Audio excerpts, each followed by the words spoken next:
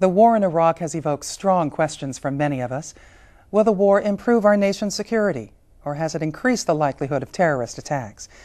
But our soldiers can't afford to be consumed by the political debate, rhetoric, and protests. They don't have a choice in this war. If called upon, they have to go. Soldiers must leave their families, and they must make plans in case they don't come back. Beginning next week, Outlook will profile families and soldiers who are part of the Army Reserve's 459th Engineering Company in Bridgeport. In Iraq, the 459th became the first unit since World War II to build a bridge under fire. But our series explores much more. We'll learn about the anxiety and fears of both families and soldiers leading up to deployment. We'll learn about their experiences in those first terrifying days of the war, and we'll learn about their transition back to civilian life. We're calling our series Bridgeport to Baghdad, West Virginia's 459th at home and at war. Chip Hitchcock is the producer. Here's a preview.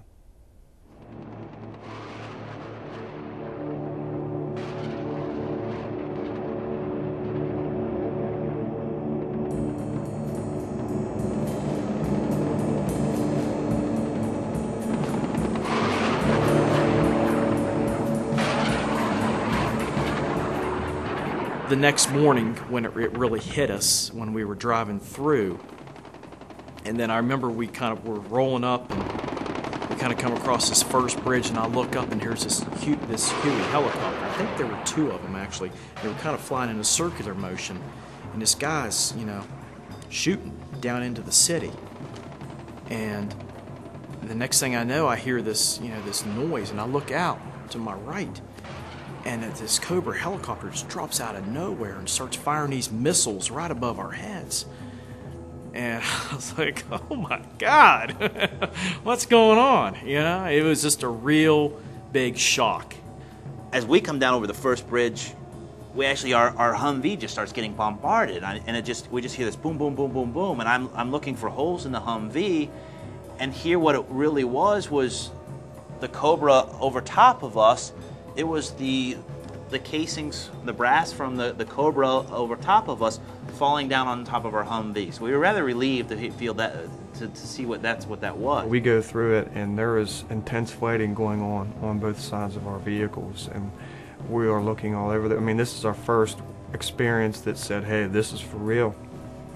And it's when we first experienced that intensity level that most people could probably never imagine.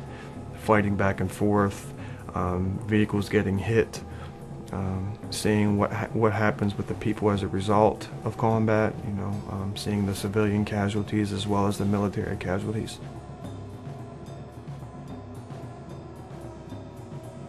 You're just like going, man, I hope I make it through it. I hope I make it through it. But we had Marines guarding Nasiriyah. They were securing it for us. And so, knowing a little bit what the Marines do, I felt a lot safer. Of course, they had the tanks, the helicopters, and things like that. But the most memorable thing of going through Nasiriyah is Marine captain was standing there. This guy has Kevlar cocked back. This guy's flak vest open.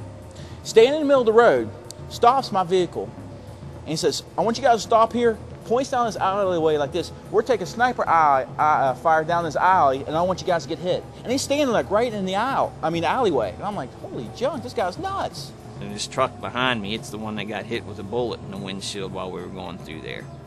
And it was Sergeant Blake driving it. And it didn't touch him. It hit dead center in the windshield and went out the window. Didn't have a scratch on him. And what they would do is we would come up, and they would have someone come up, hold up like this, and they would light up the buildings. They would strafe the buildings up and down, on the far side. They would shoot right in front of us, and they'd be like, go. So you'd drive up to the next building, and then they would strafe the sides of the buildings, and that's how we went through the city. Suppressive fire on the enemy to kind of keep them down, keep them in the buildings while we, drove.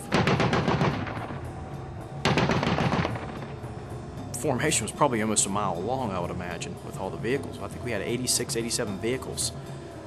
And so it was, it took a while for us to get through that city. So it wasn't the initial, we'll just come over the bridge and just floor it and then make the turn. It was a crawl through Nasiriyah, which was kind of intense.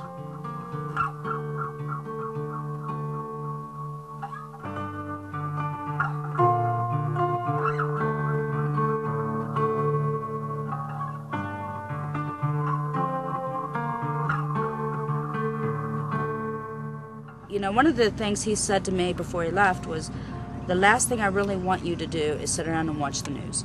Do not turn on CNN and watch it 24 hours a day, because every soldier that gets killed, I know you have an overactive imagination, and you will think that I'm dead. You will have me dead and buried 50 times in a week. Don't turn around and watch it. So I tried to avoid the news, just watching evening news. And I did a lot with the family support group at that time. And we tried the best we could, but it was always there.